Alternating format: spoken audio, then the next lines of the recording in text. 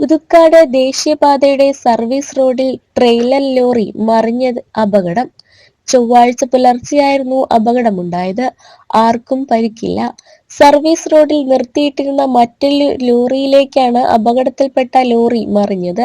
ദേശീയപാതയിൽ നിന്നും സർവീസ് റോഡിലേക്ക് ലോറി ഇറക്കുന്നതിനിടെയാണ് അപകടം ഉണ്ടായത്. ദേശീയപാതയുടെയും സർവീസ് റോഡിന്റെയും ഉയരവ്യത്യാസമാണ് അപകട കാരണം. രാത്രിയായതിനാൽ വെളിച്ചക്കുറവ് മൂലം സർവീസ് റോഡിന്റെ ഉയരവ്യത്യാസം തിരിച്ചറിയാനാകാത്തതാണ് അപകട കാരണം. കാറുകളോ മറ്റോ പാർക്ക് ചെയ്തിരുന്ന സമയമായിരുന്നുവെങ്കിൽ വലിയ ദുരന്തമായേനെ.